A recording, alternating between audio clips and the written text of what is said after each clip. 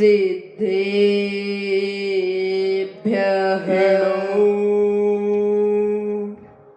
अरिहन्ताणम्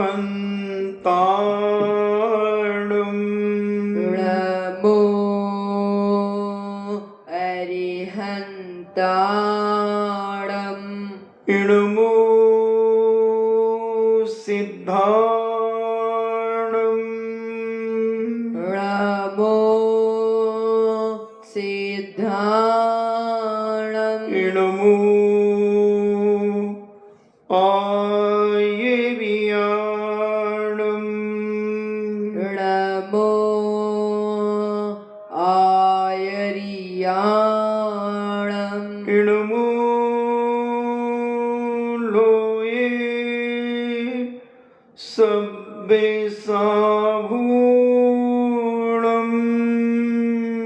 नमो लोये सब्बसाहूणम्। पंच परमेष्टि भगवान की जय हो। परम पूजनी देवादिदेव 1008 आदि ब्रह्मा आदिश्वर श्री आदिनाथ भगवान की जय हो। देवादिदेव 1008 चिंतामणि घोर उपसर्ग विजेता श्री पार्श्वनाथ भगवान की जय हो। देवादिदेव 1008 देवादिदेव 1008 शासन नायक बाल ब्रह्मचारी भगवान महावीर स्वामी की जय हो।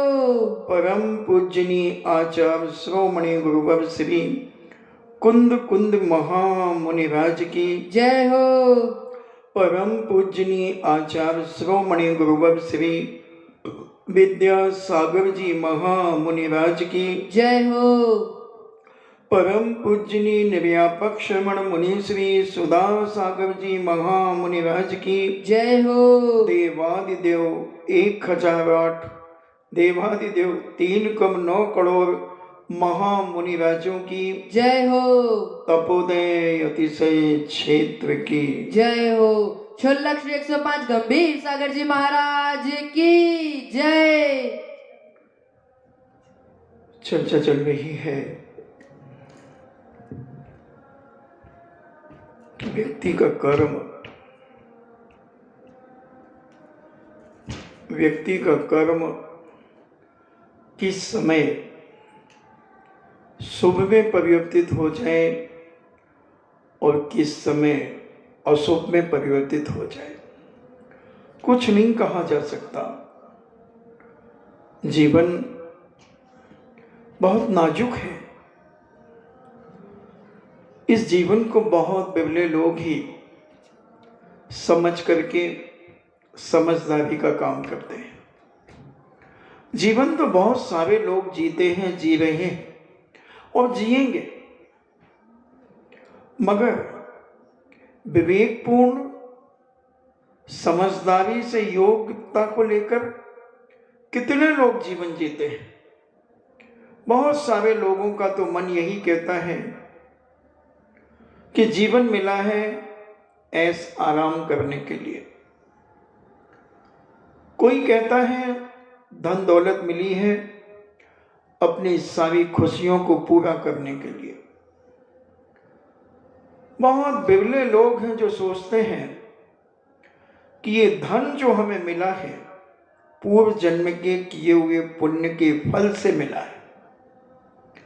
हमने पूर्व जन्मों में ऐसे साथी से पुण्य का बंध किया, शुभ कर्मों का बंध करके हमने अपने जीवन में अच्छे अच्छे कार्य करके, परोपकार करके और अपनी चंचला लक्ष्मी का सत् कार्यों में उपयोग करके उसका जो हमें फल मिला है, तो हमारा मन कहता है, हमारा कर्तव्य है कि आगे का भविष्य अगर हमें और उज्जवल चाहिए है और पवित्रता से भरा हुआ चाहिए है, तो इस जन्म में भी हम अपने जीवन को बहुत सावधानी पूर्वक जिए।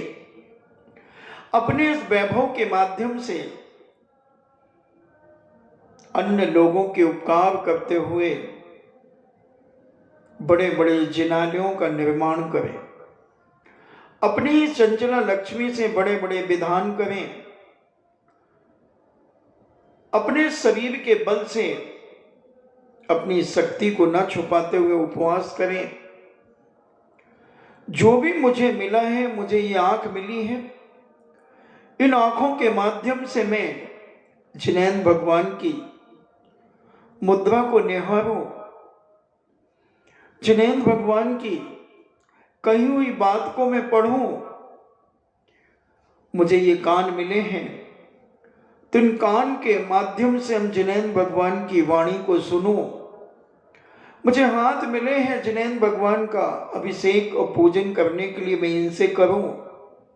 मुझे पैर मिले हैं, इन पैरों से तीर्थ यात्रा तीर्थ वंदना करो, क्योंकि आगे जाकर के क्या पता अगले जन्म में मिले या ना मिले, मिले या ना मिले। एक युवा, छोटा सा एक युवा, जब वह 8-9 साल का हुआ, उसने अपनी मां से कहा कि मां, मैं फुटबॉल प्लेयर बनना चाहता हूं, फुटबॉल खेलूंगा। उसकी मां ने कहा बेटा तुम बहुत छोटे हो। नहीं मां, मैं विश्व चैंपियन बन के दिखाऊंगा, फुटबॉल खेलूंगा। उसकी मां ने कहा ठीक है। फुटबॉल खिलाने वाले कोच से उसका संपर्क करा दिया और वो फुटबॉल खेलने लगा, बहुत अच्छी फुटबॉल खेलने लगा। एक दिन वह अपनी गाड़ी से आ रहा था और रास्ते में उसका एक्सीडेंट हो गया। लोगों ने उठाया और कहा अरे ये तो वो है जो फुटबॉल खेलता है, और उसे अस्पताल ले गए। डॉक्टर ने कहा इसकी दोनों टांगें खराब हो गई, अब ये अपने जीवन में अपनी इच्छा को पूरा नहीं कर पाएगा। कर्मों ने उसे ऐसा विघ्न डाला, इतने साता का उदय चलते चलते अचानक असाता का उदय आ गया। मगर वो युवा, वो बालक हिम्मत नहीं हारा, वो हिम्मत नहीं हारा। उसने कोई बात नहीं, डॉक्टर साहब मेरी टांगें ही तो खराब होंगी ना। बोले हाँ। मेरी आवाज तो नहीं जाएगी? बोले नहीं बेटा, आवाज तो तुम्हारी नहीं जाएगी। मेरे हाथ काम करेंगे? बोले हाँ हाथ काम करेंगे, बस तुम पैरों से अपाहिज हो गए हो ये पक्का मानना। उसने कहा ठीक है। और 3 महीने 4 महीने हॉस्पिटल में रहा। इतना डैमेज हो गया था उसका नीचे का पोर्शन। अब वो अपनी लाइफ के बारे में सोचता रहता था, मैं क्या करूंगा? क्या मैं एक अपाहिज बनकर माता पिता का भार बनकर के अपनी जिंदगी जीऊंगा? ठीक है मैं फुटबॉल प्लेयर नहीं बन पाऊंगा, तो मैं और कुछ भी तो कर सकता हूं। और उसने गुनगुनाना शुरू कर दिया। वो लेटे लेटे गुनगुनाता, और ऐसा गुनगुनाता कि लोग उसकी गुनगुनाहट को सुनते। आसपास के मरीज उसकी गुनगुनाहट में उन्हें कुछ मिलता, सहानुभूति मिलती, सहानुभूति मिलती। कुछ ऐसी रागें होती हैं जिन रागों के माध्यम से लोगों को बड़ी मानसिक शांति प्राप्त होती है। कई कर्ण की बीमारियां ठीक हो जाती हैं। बहुत सारी राग होती हैं, उन रागों के माध्यम से बहुत सारी बीमारियां भी ठीक होती हैं। मगर उस राग का कोई जानकार सच्चा होना चाहिए। और वो गुनगुनाता रहता, गुनगुनाता रहता। और जब हॉस्पिटल से उसकी छुट्टी उसे मिली तो उसने अपनी मां से कहा मां, अब मैं फुटबॉल नहीं खेल सकूंगा। मां मेरी ख्वाहिश फुटबॉल की। एक्सीडेंट के साथ ही उसका भी एक्सीडेंट हो गया मां, मगर तू घबराना मत, डरना मत मां, तेरा बेटा है ये, तूने अपने आंचल का दूध पिलाया है इसे, अभी तेरा बेटा हिम्मत नहीं हारा है, ये कुछ और करेगा मां, मगर करेगा दुनिया में विख्यात होने के लिए करेगा, तेरा नाम रोशन करने के लिए ये दुनिया में अपाहिज होकर के भी कुछ ऐसा करेगा कि सारे लोग तुझे याद करेंगे कि तूने अपनी कोख में ऐसे बेटे को जन्म दिया। वो कहावतें सत्य हो जाएंगी मां, जो नीतिकारों ने बनाई है। नारी जने के भक्त जन के दाता के सूर, नाही तू बांझ में मती गमावे नूर। मालूम है मां तुझे, ये बहुत बड़े बड़े पुराने नीतिकार हुए, उन्होंने कहा कि हे मां, हे नारी, तुझे अगर मां बनने का शौक हुआ है तो तू बन नारी जने की भक्त जन। तो एक ऐसे भक्त को पैदा कर, ऐसे भक्त को पैदा कर कि उसकी भक्ति देखकर जो मिथ्या दृष्टि हैं, अज्ञानी हैं, जो धर्म कर्म पर विश्वास नहीं करते हैं, उनकी आस्था उनकी अंतरात्मा में प्रकट हो जाए, उनका विश्वास इस पवित्र वीतराग धर्म पर विश्वास हो जाए, आस्था बढ़ जाए। नारी जने के भक्तजन के दाता की सूर। या तो हे मां तू ऐसा, हे नारी तू ऐसे दानवीर को पैदा कर कि जिसके दान को देखकर लोग दांतों तले उंगलियां दबाने लगे कि हे भगवान, ये आदमी है कि क्या है, अपनी कमाई का आधा भाग ये दान में दे देता है और जरूरत पड़े तो और ज्यादा दे देता है। धन्य है या सूरवीर को पैदा कर, या सूरवीर को पैदा कर कि जिसकी सूरवीरता देश की रक्षा के काम आवे, देश की रक्षा के काम आवे, राज्य की रक्षा के काम आवे, अपने प्रदेश की रक्षा के काम आवे, अपने नगर की रक्षा के काम आवे, अपनी कॉलोनी की रक्षा के काम आवे, अपने मोहल्ले के काम आवे, अपने परिवार की रक्षा के काम आवे, दीन दुखी की रक्षा करने में काम आवे। तो मां, मैं आज अपाहिज हूं, लोगों ने मेरी उम्मीदों पर पानी फेर दिया। प्रकृति भी नहीं चाहती थी कि मैं फुटबॉल चैंपियन बनूं। नहीं बेटा, हिम्मत मत हारो। मां, मैं हिम्मत हारूंगा? मैं अस्पताल से ही और मजबूत होकर के आया हूं मां, बहुत मजबूत होकर के आया हूं मां। मुझे कितनी भी परेशानियां हो जाएं, मगर मैं सारी दुनिया को यह दिखा दूंगा और तुम्हारा नाम सारी दुनिया में मैं चमका दूंगा। मैं सारी दुनिया को अपना नाम, मुझे कोई मतलब नहीं है, मैं उसका नाम रोशन करना चाहता हूं जिसने 9 महीने मुझे रख कर के कष्ट भोगे, 9 महीने जिसने गर्भ में मुझे रख कर के कष्टों को भोगा है, जन्म देते ही कष्ट, 9 महीने के कष्ट। मां, मैंने समझा है कि जन्म देना इतना आसान नहीं है जितना आज का युवा समझता है। जन्म देने वाली मां कितना सहन करती है, 9 महीने उसकी तकलीफ वो अंदर ही अंदर जानती है, व्यक्त नहीं कर पाती। और जन्म देने की वेदना, जन्म देते समय की वेदना मां उसका तो बखान कोई जिब्बा ही नहीं कर सकती। जब कोई नारी मां बने तब वह अनुभव कर सकती है। तो क्या मां मैं इतना निकृष्ट हूं कि तुम्हारी इस मेहनत का, तुम्हारी इस सेवा का फल मैं चाहूंगा? नहीं मां, ये तो तेरे चरणों में ही मिलेगा, तेरे चरणों में ही जाएगा, तेरे नाम यश और कीर्ति तेरी होगी। और वह मां के पैर छू करके अपने मस्तक पर लगाता है और कहता, बस मां अब देख, अब देख,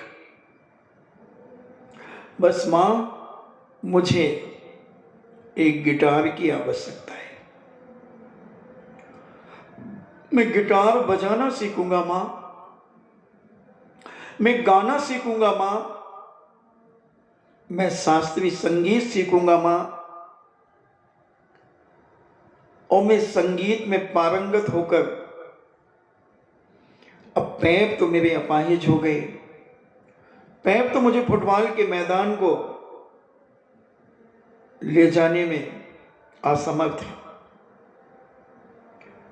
मगर मैं अब इस संगीत के क्षेत्र में उतरकर, इस संगीत के माध्यम से मां मैं अपने माता पिता का नाम रोशन करूंगा।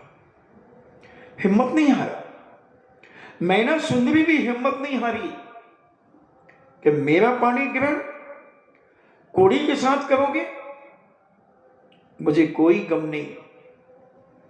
मां, तूने मुझे जो 9 महीने गर्भ में संस्कार दिए हैं, तूने जो मेरी युवा होने तक जो तूने मेरे जीवन में संस्कारों का जाल बिछाया है, वह जाल को दुनिया का कोई चूहा, दुनिया का कोई शिकारी इसे काट नहीं सकता मां, क्योंकि ये जाल बाहर से नहीं दिखता, ये अंदर बिछा हुआ है मां, ये मेरे मन के ऊपर बिछा हुआ है मां, मेरी अंतरात्मा के ऊपर बिछा है मां। शरीर से भले मैं कोमल दिख रही हूं, नाजुक दिख रही हूं, मगर मां तूने मुझे अंदर से इतना मजबूत बनाया है कि मैं हर संकट का मुकाबला कर सकती हूं, हर परेशानी का मुकाबला कर सकती हूं, क्योंकि मुझे अपने कर्म सिद्धांत के ऊपर अकाट विश्वास है मां। इसलिए तू चिंता मत कर, चिंता मत कर। और मां,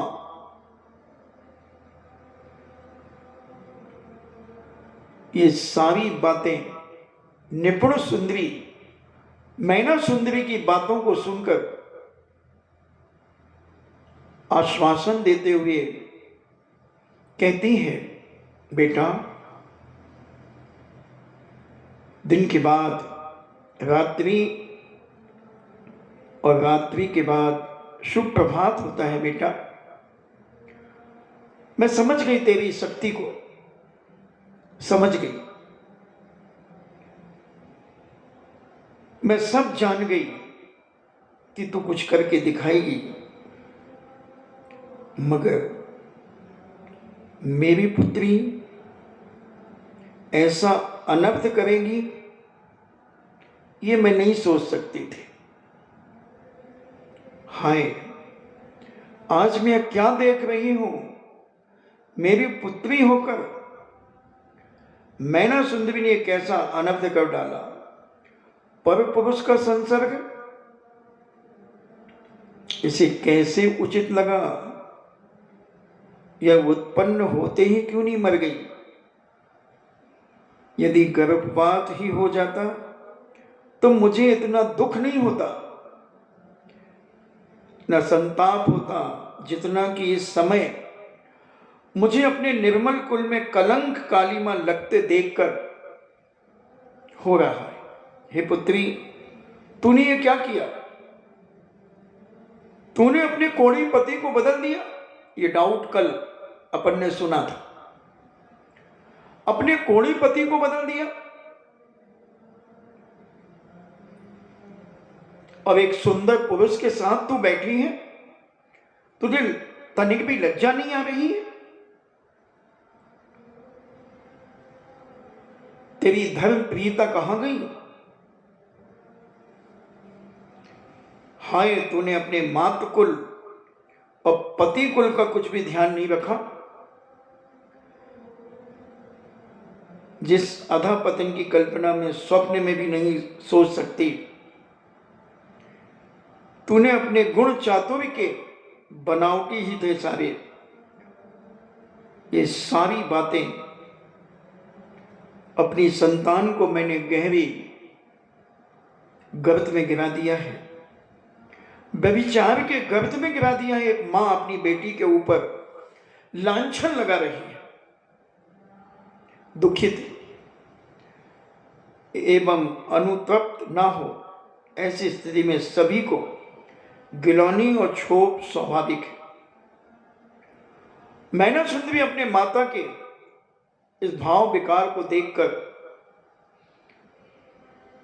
कहती है, पिताजी, ए मां, ये सब जो तुम देख रही हो, ये कोई परपुरुष नहीं है, ये मेरी अंतरात्मा की जिनेन्द्र भगवान के प्रति भक्ति का ही फल है। ये वही हैं जिनके साथ मेरे पूज्य पिता ने मेरा पाणी ग्रहण किया था। सारी जनता का विरोध था, मगर मैं इस विषय पर मौन थी। मां, ये वही है। और मैंने इनको जिनेन्द्र भगवान के अभिषेक का गंधोदक इनके सिर पर लगाया है और संपूर्ण शरीर का कोढ़ ठीक हो गया है। मां, आप निश्चिंत रहें कि तुम्हारी बेटी इतनी दुराचारी और पापिन नहीं है। इतनी पापिन नहीं क्योंकि उसने उसी दिन संकल्प कर लिया था मां कि दुनिया के सारे पुरुष मेरे पिता के तुल्य हैं। पिता का पद से विभूषित किया था केवल एक श्रीपाल को छोड़कर। मां, कुछ तो विश्वास रखो अपनी खून पर। तुम्हारे मन में ऐसा कैसे भाव आ चुका आया कि तुम मेरे ऊपर ये दृष्टि डाल रही हो? तुमने उचित नहीं समझा, उचित नहीं समझा मां, तुमने बहुत गलत सोचा है। ये निपुण सुंदरी सुनकर, जब सारी बातें सुनकर के और मुहुपाल के पास जाकर सारी खबर देती है, मुहुपाल के अंदर अभी भी शक, तब उसने अपने अंगूठे का कोढ़ जो बच गया था, उस समय तत्काल जिनेन्द्र भगवान का पूजन श्रीपाल ने पूजन किया और मैना सुंदरी ने सिद्ध चक्र मंडल विधान की रचना की और पुनः उस गंधोदक के माध्यम से उस अंगूठे का कोढ़ को भी दूर कर दिया। पुहुपाल इस दृश्य को देखकर बड़ा भक्तिपूर्वक नमस्कार करके पूछता है, प्रभु, श्रीपाल का गलित कुष्ठ किस प्रकार दूर हुआ है? ये महाराज से पूछ रहा है। कृपया समझा कर हमसे कहें। गुरु ने अपने अवधि ज्ञान के माध्यम से संपूर्ण वृतांत राजा को ज्यों का त्यों बता दिया। राजा की शंका दूर हो गई। पुत्री और जमाता के साथ राजा पुहुपाल गुरुराज को नमोस्तु करके उनका पूजन करने बैठ गए और पूजन करने के बाद उन दोनों की सबसे भूरी भूरी प्रशंसा करने लगे तथा उनका जो सम्मान होना चाहिए था वह सम्मान को उन्होंने अपना सौभाग्यशाली समझा। सभी आनंद पूर्वक समय बिताने लगे। जिस प्रकार तप के प्रभाव से मैना सुंदरी एवं श्रीपाल के असाध्य कुष्ठ रोग से मुक्ति पाकर सुख सौभाग्य को प्राप्त किया है, उसी प्रकार समस्त संसारिक प्राणी आनंद प्राप्त करें एवं अपने जीवन में सुखपूर्वक अपना जीवन व्यतीत करें, ऐसी मंगल भावना मैना सुंदरी ने उज्जैनी में रहने वाले संपूर्ण जनता जनार्दन को ऐसा मंगल आशीष उन्होंने दिया। राजा श्रीपाल को वो बहुत दिन बीत गए थे सुख में दिन व्यतीत करते हुए, क्योंकि सुख के दिन तो ऐसे निकलते हैं और दुख के दिन निकाले नहीं निकलते। अब देखो ना, 16 महीने निकलने वाले हैं, मात्र 7-8 दिन बाकी हैं और ऐसे सुख के निकल गए कि पता नहीं चला। और अगर दुख के दिन होते तो 16 दिन निकालने में भी आदमी को पसीना आ जाता। सुख के दिन ऐसे ही निकल जाते हैं, पता ही नहीं चलता, किसी को एहसास ही नहीं होता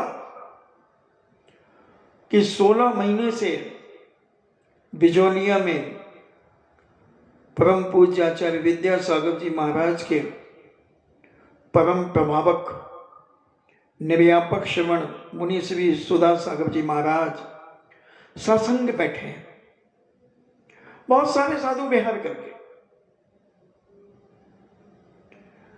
मगर सुख के दिन कब निकल जाते हैं पता नहीं चलता। जो बाहर हैं उनको पूछो कितने दुख हैं, और जो भीतर हैं उनके चेहरों पर मैंने कभी नहीं देखा कि कोई उदासी छाई हो कि महाराज कब जाएंगे, है क्या? किसी के मन में ही नहीं होता। कभी बात आती है तो वो कहते नहीं नहीं महाराज, अभी ये ठंड तो बहुत अभी बढ़ रहे हैं, आप तो बिल्कुल सुरक्षित हो और हम आपके नाम से हम भी यहां सुरक्षित हैं। अभी देख लो, प्रकाश जी को हो गया, कल कोटा गए थे, ठग दोनों जनों को, कल बारात में गए थे, कहाँ शादी में, हाँ उनके वो दिल्ली से बेटा बेटी आए थे, उनको हो गया। तो ये स्थिति बहुत खराब है।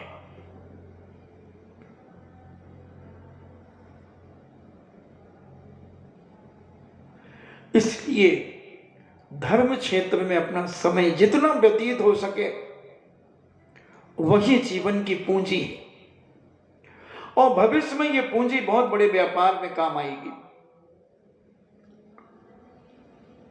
और ऐसा श्रीपाल ने सोचा कि कितने सुख में दिन बीत गए और रात्रि में शयनागार में सुखपूर्वक निद्रा मग्न थे कि श्रीपाल की निद्रा अचानक भग्न हो गई तथा आंख खुल जाने के पश्चात वे भारी चिंता में डूब गए। चिंता में भी भला कहीं नींद आती है? वे सैया पर पड़े पड़े करवट बदलते रहे। चिंता तो होने के कारण उनकी सांस तेज चलने लगी। यह भी कहीं संभव है कि पति चिंता में पड़ा रहे और पत्नी सुख की नींद लेती रहे। ऐसा तो मैना सुंदरी के लिए तो दुर्लभ था।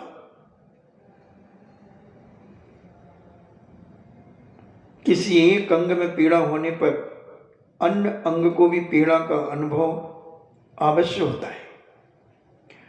अगर सिर दर्द हो तो पूरा शरीर दर्द करने लगता है। तो वो तो दो थे जरूर, मगर अंग एक ही थे। दो ताले की एक चाबी थी। मैना सुंदरी अपने पति की चिंता तो होने का कारण जानने के लिए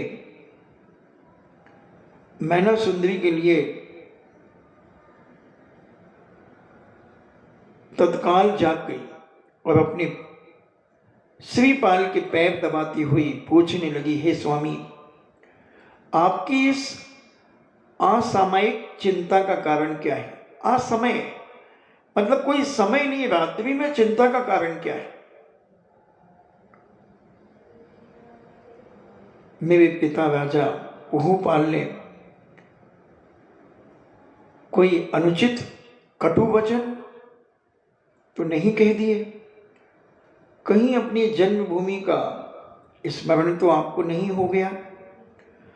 आपके मंजुल चित्र का तो किसी ने हरण नहीं किया?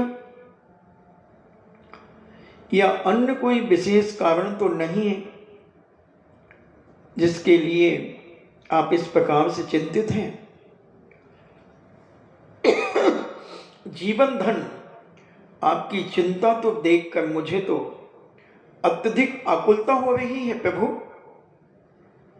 आपके प्रश्नों को सुनकर श्रीपाल ने संकोच के साथ उत्तर दिया, हे मैना सुंदरी, चिंता का कोई विशेष कारण नहीं है, परंतु यह अवश्य है कि यहां रहने पर मुझे लोग राज जमाता कहा करते हैं। मेरे पिताजी के नाम का उल्लेख कोई नहीं करता। पुत्र से यदि पिता का नाम लुप्त हो जाए तो क्या उसे पुत्र कहा जा सकता है? कितनी बड़ी बात है। पुत्र के साथ पिता का नाम सदा जुड़ा रहेगा। मगर श्रीपाल कहता है कि सारे लोग मुझे तो यही कहते हैं कि पुहुपाल का जमाता है, पुहुपाल का दामाद है, निपुण सुंदरी के दामाद हैं, निपुण सुंदरी की बेटी है। आज कोई कुंद प्रभा मां का बेटा कोई नहीं कह रहा है, अरिदमन राजा का बेटा कोई नहीं कह रहा है। ये चिंता मुझे सता रही है। मैं उज्जैनी नगरी में बह रहा हूं, मगर मुझे अब ये उज्जैनी नगरी में रहना ऐसा लग रहा है जैसे मैं कांटों की सैया पर सो रहा हूं। जो पुरुष होता है वह पराधीन होना नहीं चाहता, वह सदा पुरुषार्थ करके अपने जीवन की उन्नति करना चाहता है।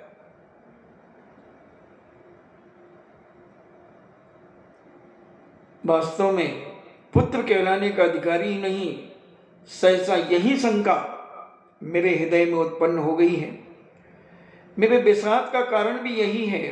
पुत्र एवं पुत्री में केवल इतना ही अंतर है कि पुत्री अन्न कुल की वृद्धि करती है एवं पुत्र अपने पिता के वंश को बढ़ाता है। पुत्र यदि पुत्री के समान ही ससुराल में रहने लगे तो वह कुपुत्र और एवं निर्लज्ज है, कुपुत्र है एवं निर्लज्ज है। अब हमें यह एक पल भी एक वर्ष के समान प्रतीत हो रहा है, इसलिए मैं चिंतित हूं। पति की बातों को सुनकर मैना सुंदरी बहुत प्रभावित हुई, बहुत खुश हुई, आनंद से भर गई एवं कहने लगी, आप सच कह रहे हैं।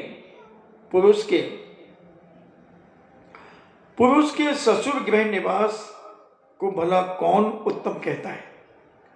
पुरुष अपनी ससुराल में रहे, ससुर के घर में रहे, तो कोई भी उसे उत्तम नहीं कहता। आपका विचार अति उत्तम है तथा इसका समर्थन सभी करेंगे।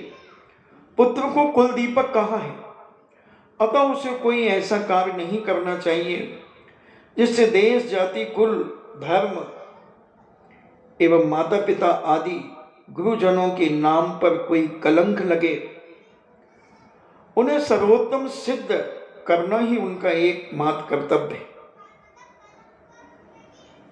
इन्हें सर्वोत्तम सिद्ध करना ही उनका एकमात्र कर्तव्य है। जिन्होंने अपनी आज्ञा के कारण देश, जाति, कुल, धर्म, माता पिता के नाम को उज्जवल नहीं किया, वे उसके लिए केवल कलंक हैं। उन्हें कुल दीपक कैसे कहा जा सकता है? नाथ, मेरी भी इच्छा यही है कि अब यहाँ हमें अधिक दिन नहीं रहना चाहिए। अपने राज्य में चलकर जीवन व्यतीत करना ही हम लोगों का प्रथम कर्तव्य है। अपने राज्य एवं ऐश्वर्य को छोड़कर यहाँ पड़े रहना क्या युक्ति संगत है? इस प्रकार मैना सुंदरी ने अपने पति के विचारों का पूर्ण समर्थन किया। संसार में उन्हीं स्त्रियों को प्रशंसा होती है, उन्हीं स्त्रियों को इज्जत मिलती है जो अनन्य परायण होकर पति की अनुगामिनी होती है, जो सदा पति के पीछे चल करके अपने जीवन का आनंद लेती है। इसके विपरीत चलने वाली स्त्रियां केवल भार एवं बंधन स्वरूप हैं, जो अपने पति की बातों का विरोध करती हैं। वो एक भार है उनके जीवन में, वो बंधन है। उनसे केवल दुख की ही प्राप्ति होती है। पति के इन युक्तिपूर्ण वचनों को सुनकर श्रीपाल ने, पत्नी के युक्तिपूर्ण वचनों को सुनकर श्रीपाल ने कहा, हे मैना, तुम्हारा कहना सर्वथा उपयुक्त है। तुमसे ऐसी ही आशा मुझे थी, परंतु तुम्हें यह ज्ञात होना चाहिए कि क्षत्रिय कभी किसी के आगे हाथ नहीं पसारते, याचना नहीं करते। उनके लिए मरण के समान है हाथ पसारना। मांग ही उनके स्वभाव के विरुद्ध है।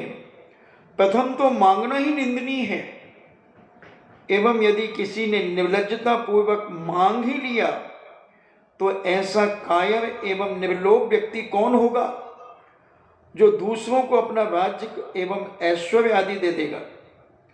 स्वयं सुख संपत्ति से विमुख होकर पराधीन जीवन व्यतीत करने को कौन प्रस्तुत होगा? इस संसार में ऐसा कौन पुरुष होगा जो अपनी प्रसन्नता सुवर्ण कामनी यानी स्त्री दूसरों को दे दे? मान लो यदि ऐसा उदार पुरुष कोई मिल भी जाए तथा जो अपना सर्वस्व देने को तैयार हो भी जाए, तो क्या उसे स्वीकार कर लेना उचित होगा? यदि ऐसा किया जाए तो अपना पराक्रम एवं बाहुबल दिखाने का अवसर कैसे प्राप्त होगा? उसे किस प्रकार चलाया जा सकता है, कैसे प्राप्त हो सकता है? यदि अपनी शक्ति का उपयोग कर उसकी परीक्षा नहीं की जाती तो राज्य का आधार क्या होगा? उसे किस प्रकार चलाया जा सकता है? जबकि स्वयं को ही अपने बल का वास्तविक ज्ञान नहीं हो, शक्ति रहते हुए उसका उपयोग न करना ही तो कायरता है। निरंतर अभ्यास के द्वारा ही शक्ति को बढ़ाया जा सकता है। अभ्यास के बिना कभी शक्ति नहीं बढ़ती। इसलिए शक्तिशाली पुरुष भी सदैव आलस त्याग करके निरंतर शक्ति की साधना में लगे रहते हैं। शत्रु द्वारा आक्रांत होने पर शक्ति संग्रह की चेष्टा उतनी ही हास्यद है जितनी कि आग लगने पर कुआं खोदने की। ए बच्चे, कहां से आ रहे हो?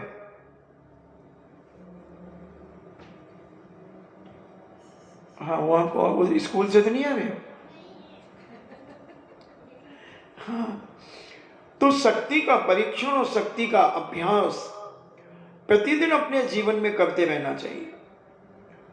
क्योंकि हम सोचेंगे हम तो शक्तिशाली हैं, हम तो शक्तिशाली, हम सब कर लेंगे, तो हम टूट जाएंगे और दशा वही होगी कि आग लगने के बाद हम कुआं खोदने का प्रयास करेंगे।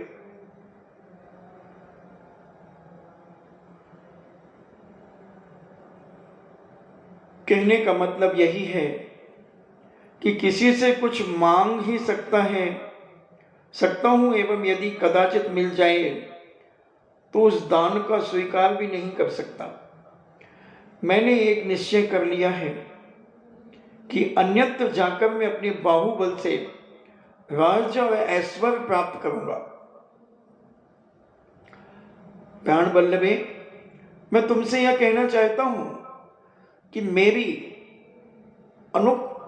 अनुपस्थिति में तुम आनंद पूर्वक रहना एवं माता समान अपनी सास की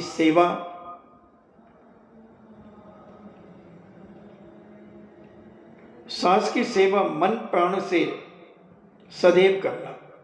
नित्य प्रति श्री जिनेन्द्र भगवान की पूजन वंदना करना, धार्मिक कर्मों कार्यों में तत्पर रहना, मन वचन एवं काय से 5 अनुव्रतों का पालन करना एवं कभी किसी प्रकार की चिंता नहीं करना। इन वचनों को सुनते ही मैना सुंदरी हताश हो गई। अब उसे लगा कि अब मुझे ये छोड़ करके जाएंगे, तभी ये मुझे उपदेश दे रहे हैं, निर्देश दे रहे हैं। वह स्वप्न में भी क्षण भर के लिए पति वियोग सहने को प्रस्तुत नहीं थी, क्योंकि जिसने ऐसी सेवा की हो अपने पति की, खून और पीप बह रहा हो जिनके शरीर से, दुर्गंध आ रही हो जिनके शरीर से, उन्हें नहलाया हो, उसमें मलहम लगाई हो, लेप लगाया हो, उपटन लगाया हो, उनके कपड़ों को बदला हो, वह नारी कैसे उनसे दूर हो सकती है? कैसे वह प्रसन्न हो सकती है? पति का वियोग उसके लिए एक क्षण भी स्वीकार नहीं है, परंतु पति की निश्चयात्मक आज्ञा का पालन न करना भी उसके लिए असंभव था। जब उसे यह निश्चय हो गया कि पति परदेश अवश्य जाएंगे, किसी प्रकार भी अन्यथा नहीं हो सकती, तब व्यर्थ में खेद कर उसके मन को दुख पहुंचाना अनुचित है। बड़े ही दीन स्वर में उसने निवेदन किया, जीवन सर्वस्व, मुझ में इतना साहस नहीं है कि मैं आपकी आज्ञा के प्रतिकूल चल सकूं। वह मेरे लिए शिरोधार्य है, परंतु इस अबला को इतना आश्वासन देना तो आपका कर्तव्य हो जाता है कि पुनः आपके दिव्य दर्शन इस दासी को कब प्राप्त होंगे। अपने व्याकुल चित्त को धैर्य प्रदान करने का यही तो एकमात्र आधार होगा, एवं इसी आशा पर ही तो मैं अपने को जीवित रख सकूंगी। पत्नी के दीनतापूर्ण वचनों को सुनकर श्रीपाल ने उसे आश्वासन देते हुए कहा, तुम्हें धैर्य धारण करना चाहिए, निराश होने की कोई आवश्यकता नहीं। आज से ठीक 12 वर्ष पूर्ण होते ही इसी अष्टमी के दिन यहीं आकर मैं तुमसे अवश्य मिलूंगा। इसमें किसी प्रकार का अंतर नहीं आ सकता। तब मैना सुंदरी ने कहा कि हे देव, आपका हृदय खिन्न न हो जाए तथा किसी प्रकार का अपशकुन न हो जाए, इसी भय से इस समय में कुछ कहने का साहस नहीं कर सकती तथा आपकी आज्ञा को साहब से स्वीकार कर लेते हो। पति की इच्छा अनुसार चलना ही पत्नी का पवित्र धर्म है। परंतु क्या आप यह नहीं जानते कि संसार में मोह कितना सबल है? इसी मोह के कारण आपके वियोग जनित दुख का स्मरण करते ही मेरा मन अधीर हो गया है। मैं नहीं चाहती कि आपके चरणार बिंद से उसे दूर, कुछ क्षण भी दूर करने की आप आज्ञा दें। मेरी प्रार्थना है कि इस दासी पर दया कर इसे भी अपने साथ ले चले। मुझे प्राण दान देकर आप अक्षय पुण्य के भागीदार बनेंगे एवं मुझ पर आपका असीम उपकार होगा। 12 वर्ष तक मैं आपकी सेवा करती रहूंगी। और 12 वर्ष का समय तो बहुत होता है, 12 पल ही आपके वियोग में मैं सहन नहीं कर सकती। उस वियोग को सहन करने में मैं असमर्थ हूं। इस प्रकार का विनय पूर्वक निवेदन कर मैना सुंदरी बड़ी आशापूर्ण दृष्टि से अपने पति श्रीपाल की तरफ देखने लगी। उसके निकले हुए शब्दों की प्रतीक्षा करने लगी कि मेरे प्राणनाथ अब मेरे भविष्य के बारे में कुछ ना कुछ कहेंगे। उसे आशा थी या तो स्वामी उसे भी अपने साथ ले चलने को राजी हो जाएंगे या स्वयं परदेश जाने का विचार त्याग देंगे, परंतु दुर्भाग्यवश उसकी आशा सफल नहीं हो सकी। उत्तम पुरुष का निर्णय अविचल होता है, उसका विचार अटल होता है। अपनी मैना सुंदरी को इस प्रकार मोह में आतुर देखकर श्रीपाल ने उसे आश्वासन देते हुए कहा कि तुम इतनी अधीर क्यों हो रही हो? निश्चित समय पर मैं अवश्य आ जाऊंगा एवं हमारा पुनः मिलन होगा। तुम मोह में न पड़ो, क्योंकि मोह सांसारिक जीवों का घोर शत्रु है। जिसने इस मोह रूपी शत्रु को जीत लिया, उसी ने संसार में सच्चे सुख को प्राप्त कर लिया। तुमसे इस विषय में अधिक मैं क्या कहूं? तुमने तो आरिका के पास बैठकर के सारे कर्म सिद्धांत को पढ़ा है, अध्यात्म को पढ़ा है, ज्योतिष तुमने पढ़ा है, अनेक अनेक विद्याओं को तुमने आगम को पढ़ा है। तुम निश्चिंत रूपेण समझ लेना कि मोह के कारण ही प्राणियों को दुख प्राप्त होता है। मोह के अतिरिक्त यदि विचार आए जाए तो वास्तव में कोई दूसरा दुख नहीं है। सबसे बड़ा दुख मोह का ही है। मोह के बस में होकर ही मनुष्य किसी अनिष्ट एवं किसी इष्ट को मान लेता है। इस मोह से छुटकारा पाए बिना किसी को भी आज सुख शांति की प्राप्ति नहीं होती। मोह के कारण ही मनुष्य नाना प्रकार के सारंभ करता है और आरंभ सारंभ करने के लिए बाध्य हो जाता है। इसलिए पुरुष इस मोह को त्याग समझते हैं। तुम्हें भी चाहिए कि अपने इस मोह को तुम कम करके अपने कर्तव्य निष्ठ होकर अपने जीवन को आगे बढ़ाएं। इसे निंद समझे। मोह सारी दुनिया में निंद माना जाता है और जो मोही व्यक्ति अपने जीवन में जीता है वो निश्चित असफल होता है।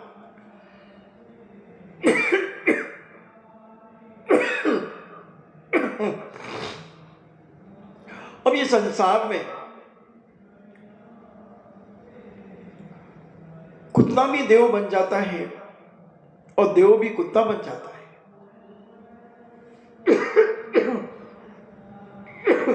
ऐसी जिनवाणी का कथन है कि बड़े बड़े स्वर्गीय देवता भी मोह में ऐसे गाफिल होते हैं तो एक इंद्री पेड़ भी बन जाते हैं। इसलिए इस मोह को तुम तिलांजलि देकर उत्तम सुख को प्राप्त करने का प्रयास अपने जीवन में करो। तुम्हें ही चाहिए कि इस फंदे में न फंसो एवं चिंता का त्याग करो। फिर मैं जो उद्योग करने के लिए जा रहा हूं, उद्योग करना तो मनुष्य का मात्र कर्तव्य है। जो उद्यम नहीं करते वे निंदनीय समझे जाते हैं, उनकी असफलता निश्चित है। उद्योगहीन ही विविध प्रकार के दुख जाल में फंसकर कष्ट भोगते हैं। जो व्यापार आदि नहीं करते और गृहस्थी के जीवन चलाते हैं, यानी जिनकी कहीं से धन का कोई आय का साधन नहीं होता, वो व्यक्ति निंदनीय माने जाते हैं। पर असफल माने जाते हैं और विभिन्न प्रकार के दुख के जालों में फंसकर अपने जीवन को दुख में डाल देते हैं और उद्यम के प्रभाव से ही मनुष्य देव बन जाता है एवं उत्तम सुखों को भोगता है। उत्तम के प्रभाव से ही वह मोक्ष को पाता है परंपरा से। और जो लोग उद्यम के द्वारा धर्म अर्थ काम और मोक्ष प्राप्त नहीं कर लेते उनका जीवन व्यर्थ है। यदि एक साथ चारों को प्राप्त नहीं कर सकते तो कम से कम एक को तो पूर्ण कर ही सकते हैं। जो इनमें से एक को प्राप्त नहीं कर सकता उसका जन्म बकरी के गले में लटकते हुए दो थन के समान व्यर्थ है। कि बकरी के गले में कई बार दो थन लटकते मगर वो दूध आदि कुछ नहीं देते। ऐसे जो मनुष्य उद्योग आदि नहीं करता, चार पुरुषार्थों में से एक पुरुषार्थ में भी जो सफल नहीं होता तो उसका जीवन ऐसा ही है। इसलिए मेरे निश्चय में किसी प्रकार की बाधा उपस्थित ना करो तथा स्वयं चिंता से दूर रहो। मेरा अनुरोध मान लो एवं साहस अपनी अनुमति प्रदान कर मुझे उत्साहित करो। श्री पाल की बातों को सुनकर बाध्य होकर मैना सुंदरी ने कहा कि हे प्राणनाथ, विदेश में लोग प्रायः असहाय रहते हैं। विपत्ति पड़ने पर उन्हें पर्याप्त सहायता नहीं मिल पाती, तो ऐसी अवस्था में स्त्री को साथ में रखना क्या उचित है? श्रीपाल ने कहा कि मैं विदेश जाऊंगा, व्यापार करूंगा कि तुम्हें संभालूंगा, और ऐसे व्यापार की जगह पर क्या उस स्त्री को ले जाना उचित है? विदेश जैसे अपरिचित स्थान में कौन किसकी सहायता करता है? फिर लोगों के हृदय में विविध प्रकार की शंकाओं का उत्पन्न होना स्वाभाविक है। तुम जानती ही हो कि मैं उद्यम करने जा रहा हूं। विदेश में कोई एकाकी पुरुष तो कष्ट सहकर भी उद्योग कर सकता, किंतु तुम्हारे साथ रहने पर यथार्थ रीति से पूर्ण नहीं हो सकता। कहते ना कि 100 पुरुषों को ले जाना और एक जनाना सवारी ले जाना दोनों बराबर। एक जगह स्टेशन पे एक सज्जन बैठे हुए कुछ पढ़ रहे थे और इतने में एक नव दंपति का एक जोड़ा वहां से निकलता हुआ देखा और उसी कुर्सी पर बैठ गए। और वो सज्जन अपना पढ़ रहे थे। उस युवक ने पूछा, बाबूजी क्या पढ़ रहे हो? बोले कुछ नहीं बेटा, धार्मिक पुस्तकें पढ़ रहा हूं। बोले तुम लोग अभी भी बुजुर्ग होने के बाद भी अभी वही रूढ़ियों में पड़े हो क्या? धर्म कर्म के चक्कर में पड़े हो? तुम्हें तो दिमाग ही नहीं है। आज दुनिया कहाँ पहुंच गई, कितना डेवलप हो गया। सारा देश लोग चांदों पर अपने प्लांट काटने की योजना बना रहे हैं। बड़ी बड़ी योजनाएं बन गई, दुनिया कहाँ से कहाँ पहुंच गई और तुम उसी लकीर के फकीर बनकर के अपनी जिंदगी जी रहे हो। उसने बहुत लेक्चर दिया जैसे आजकल के कुछ पढ़े लिखे लोग धर्मात्माओं के लिए उपेक्षित करते हैं, अनेक अनेक प्रकार की बातें करते हैं। इतने में ट्रेन आ गई। बाबूजी ने अपनी पुस्तक को बंद किया, अपने बैग में रखा और ट्रेन में चढ़ गए। और वो युवा भी दौड़ करके रेल के डब्बे में चढ़ गया। इतने में ट्रेन छूट गई। थोड़ी देर में उसने देखा यहां वहां भी मेरी पत्नी कहां है। उसने जंजीर खींची, ट्रेन रुकी और प्लेटफार्म पर दौड़ा। उसकी पत्नी वहीं बैठ करके रो रही थी। उसने कहा तुम चढ़े नहीं? तो बोले तुम्हारे जैसे थोड़ी मैं दौड़ के चढ़ सकती हूं। आपको तो इतनी अकल भी नहीं है कि पहले मुझे चढ़ाना चाहिए। और फिर ऐसे समय पे महिला कितना सुनाएंगी, ये तो आप सब जानते हैं कि पति पहले चढ़ जाए और तुम्हारी ट्रेन छूट जाए, फिर तुम कितना सुनाओगी, तुम सब जानते हो। और उसको सुनाती सुनाती वो चली और फिर ट्रेन में चढ़े और खुदा न खास्ता का ऐसा योग बना कि उन्हीं बाबूजी के बाजू में ही उन्हें बैठना पड़ा। बाबूजी कहते क्या बात हो गई, जंजीर क्यों खींची? और बोले वो मेरी वाइफ रह गई थी प्लेटफार्म पर, तुम तो अभी बहुत ज्ञान की बातें बखा रहे थे कि दुनिया यहां पहुंच गई, दुनिया यहां पहुंच गई, तुम्हें तो 2 पैसे की अकल नहीं है। इतना तो विवेक होना चाहिए कि ट्रेन में सबसे पहले अपनी धर्मपत्नी को चढ़ाना चाहिए, फिर तुम बाद में चढ़ना तुम्हें चाहिए। मगर तुम तो इतने बेवकूफ निकले। तुम्हें ध्यान है राजा जनक जब रथ के ऊपर बैठते थे तो अपनी रानी को पहले बिठाते थे, फिर बाद में बैठते थे। मर्यादा पुरुषोत्तम राम जब रथ में बैठते थे तो जनक नंदी सीता को पहले चढ़ाते थे और फिर वो बैठते थे और पीछे से लक्ष्मण भैया पहरेदारी में रथ के पीछे खड़े हो जाते थे।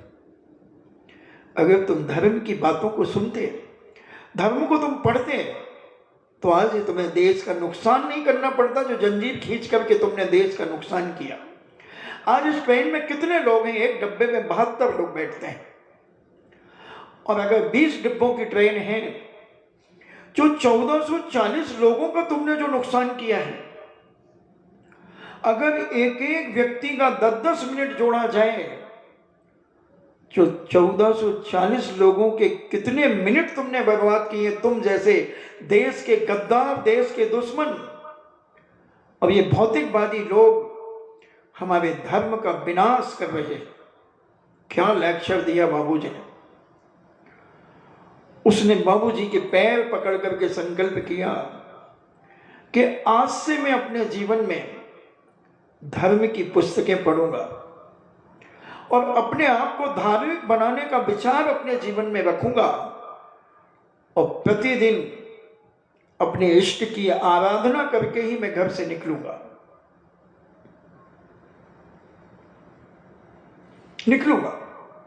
तो 100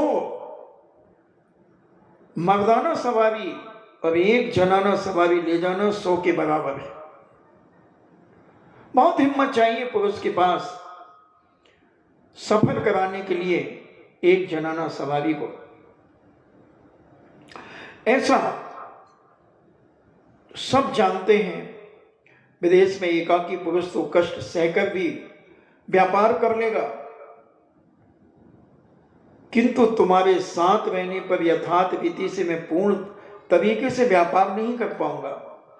यदि मैं तीर्थ यात्रा के लिए जाता तो तुम्हारे अनुरोध की उपेक्षा कभी नहीं करता, क्योंकि मैं कोई तीर्थ यात्रा के लिए नहीं जा रहा हूं। विदेश में जब लोग घनिष्ठता स्थापित न हो जाए, व्यापार, उद्योग या जीविका का कोई स्थायी प्रबंध न हो जाए अथवा अपने परिवार से अन्य लोग न हो, तब तक कोई भी बुद्धिमान पुरुष अपनी पत्नी को परदेश नहीं ले जाता।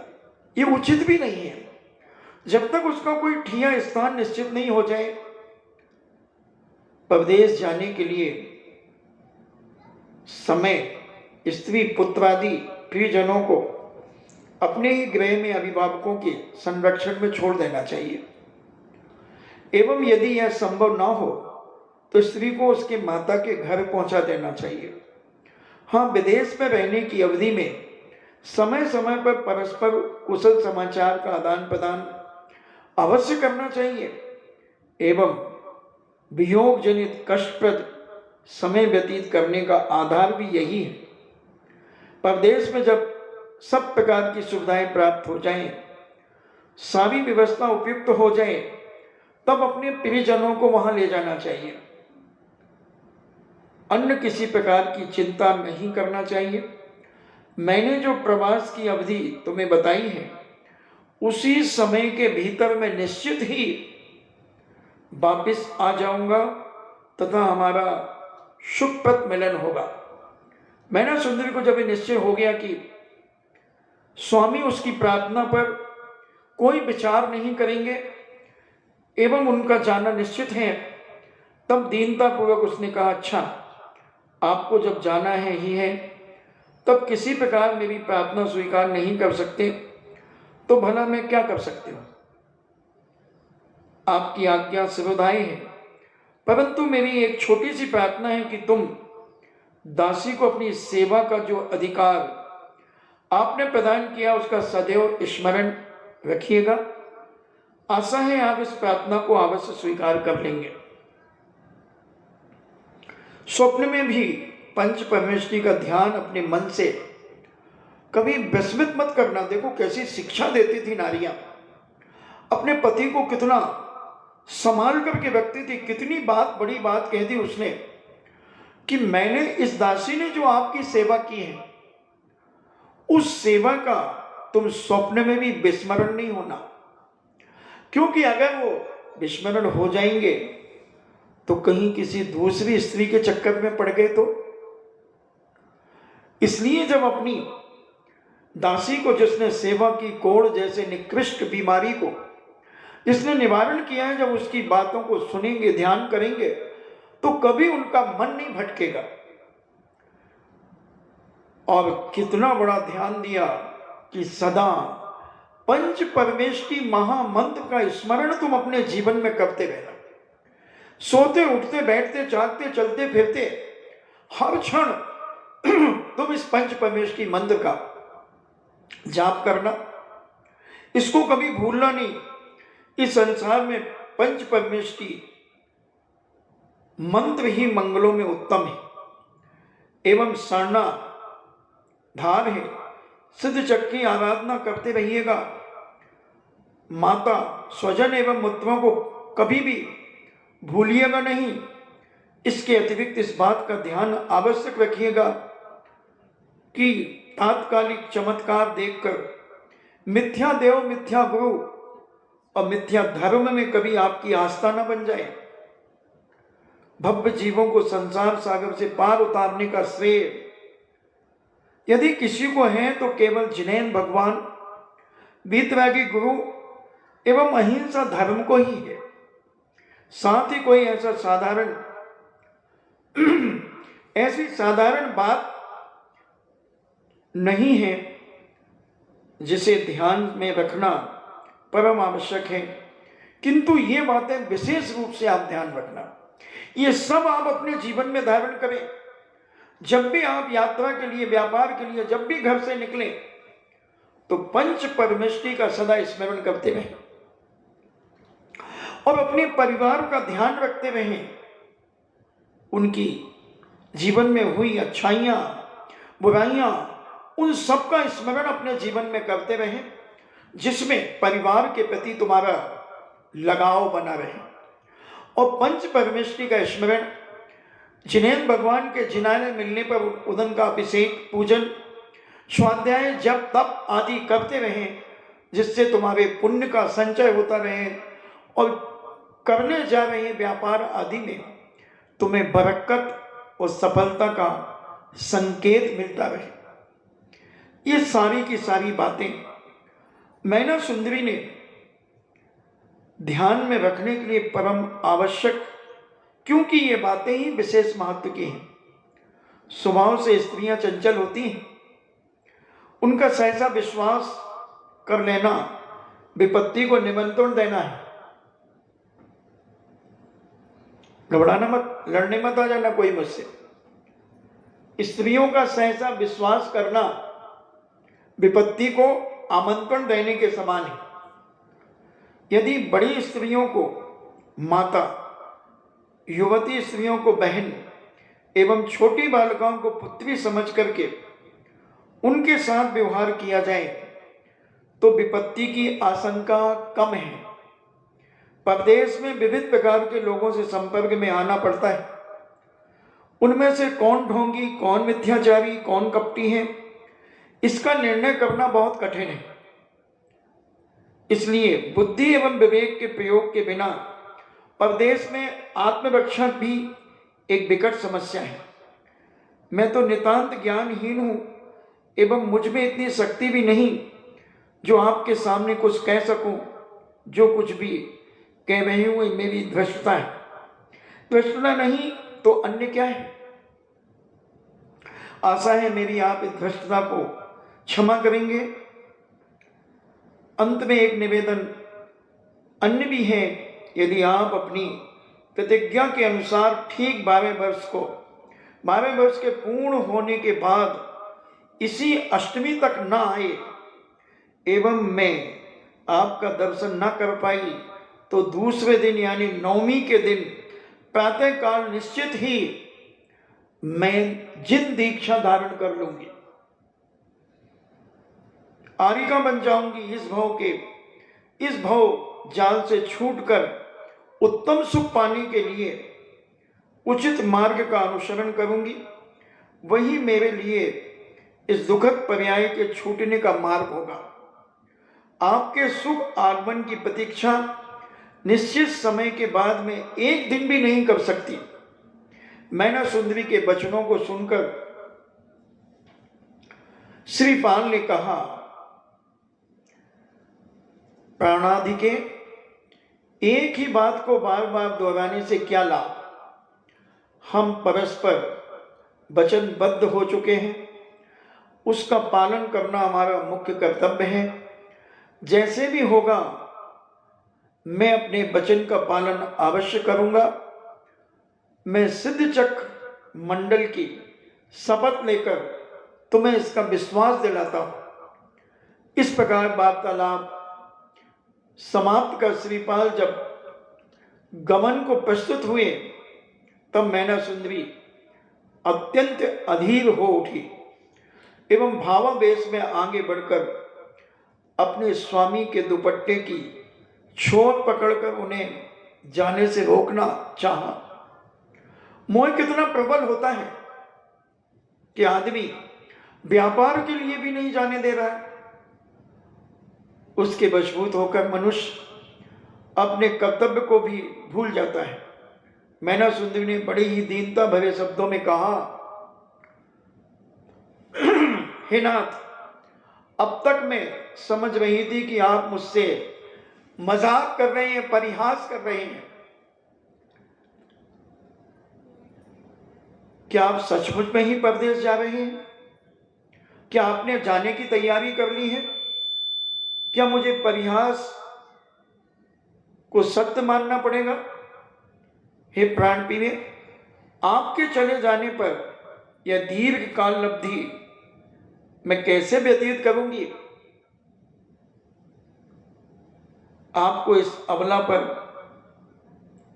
जरा भी दया नहीं आती? मुझे केवल आपका दर्शन ही चाहिए। आपके बिना तो ये सारी विलास सामग्रियां निरर्थक होंगी। जब श्रीपाल को प्रतीत हुआ कि नारी हट उग्र रूप धारण कर रहा है, तब उन्हें अपने निश्चय भंग की आशंका होने लगी कि मैंने जो सोचा है कहीं वह भंग ना हो जाए।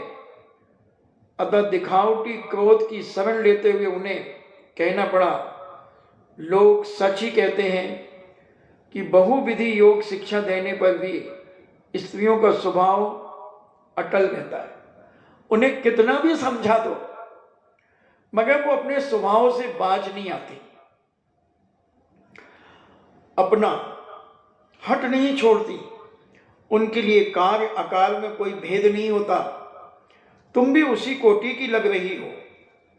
मैं कहता हूं कि छोड़ दो मुझे। श्रीपाल की भत्सना एवं क्रोध को देखकर मैना सुंदरी की आंखों में आंसू भर आए। ये तो इनके आंखों में समुंदर है। महिलाओं की आंखें में तो समुंदर है। समुंदर, लवण समुद्र आदि कहाँ, ये तो अपन ने नहीं देखे, मगर मैंने बहुत बड़े बड़े समुंदर इनकी आंखों में देखे। और ये आज की नारियां नहीं, ये शुरू से मैना सुंदरी इतनी बलशाली, इतनी बुद्धिशाली, गुणवान, अनेक विद्याओं में पारंगत, इतनी धर्मात्मा, मगर वही भी मोह में ऐसी पागल हो गई कि आंसू धक धक टपकने लगे, थर थर कांपने लगी। उसने पति को पल्ला छोड़ दिया एवं दूर हट खड़ी हो गई। वह दृष्टि को नीचे किए हुए पति के चरणों की ओर निर्निमेष देख रही थी। इसके अतिरिक्त वह भला कर ही क्या सकती थी। उसकी दयनीय दशा को देखकर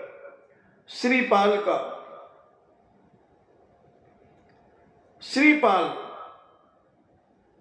बनावटी क्रोध लुप्त हो गया एवं उसे मैना सुंदरी के प्रति दया आ गई। ऐसी करुणा दृश्य को देखकर तो पाषाण हृदय भी पिघल जाता है। फिर मैना सुंदरी तो उसकी अर्धांगिनी थी। उसकी दशा देखकर वे बेहल हो उठे। कर्तव्य से मुख मोड़ना उनके लिए असंभव था। पुरुषार्थ का मानो एक साकार दूत उनके पीछे खड़ा था एवं अपनी ओर आने को इंगित कर रहा था। उसके आह्वान की उपेक्षा नहीं कर सके। अपने निश्चय पर दृढ़ रहते हुए उन्होंने स्नेहपूर्ण शब्दों में कहा, हे प्रिय, मैंने तुम्हें कई बार समझाया कि तुम इस प्रकार की चिंता न करो एवं मुझे सहर्ष अनुमति प्रदान करो, परंतु न जाने आज तुम्हें क्या हो गया है। तुम वास्तव में शीलवती की साक्षात प्रतिमा हो। तुम्हारी यह अवस्था देखकर मेरा हृदय व्याकुल हो रहा है। तुम्हारी यह दशा कहीं मेरी यात्रा में विघ्न उपस्थित न कर दे, इसी से शंकित होकर मैंने तुम्हें कुछ कर्ण कटु शब्दों का प्रयोग किया है। तुम इसे बुरा नहीं मानना।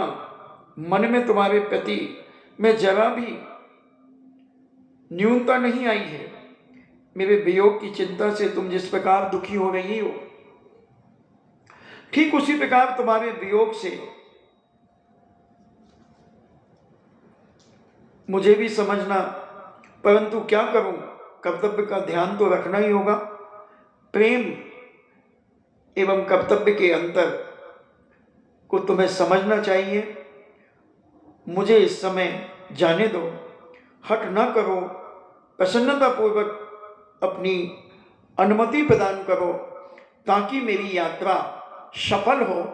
हे मैना सुंदरी, तुम बहुत समझदार होकर के ऐसा हट तुम अपने जीवन में क्यों कर रही हो?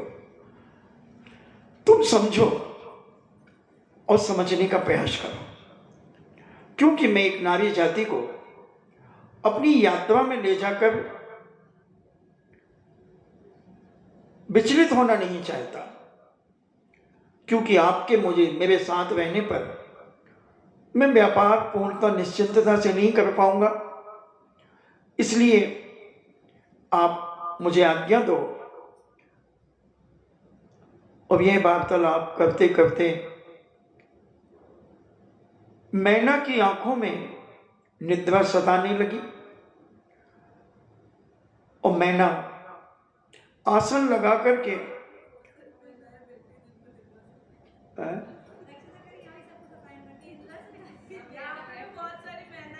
हाँ, उनको भी सताने लगी तो मैं सब समझता हूं ना, इसलिए तो मैंने वो पॉइंट छेड़ा।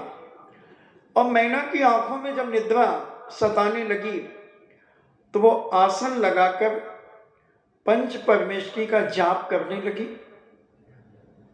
श्रीपाल ने विचार किया कि रात्रि में निकलना उचित न होगा और श्रीपाल भी पंच परमेष्ठी की आराधना जाप करने में तल्लीन हो गए और आपका समय भी हो गया पंच परमेष्ठी की आराधना करने का।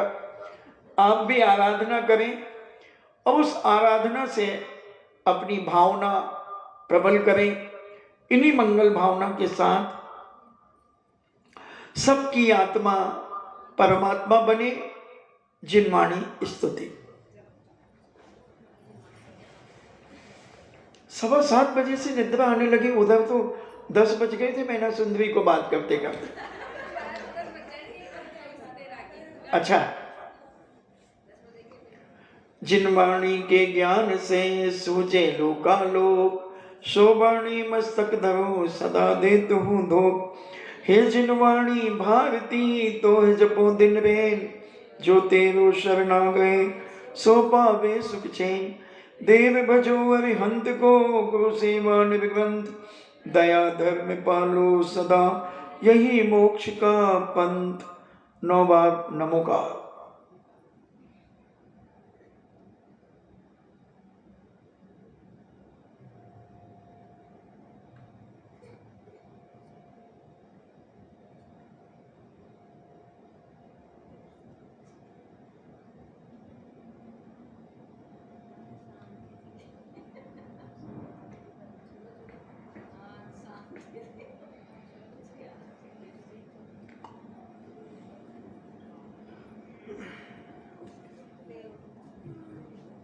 परम पूजनी द्वादशांग जिनवाणी माता की, सुत देवता सुत देवता सुत देवता सुत देवता, जैनम जेतु शासनम,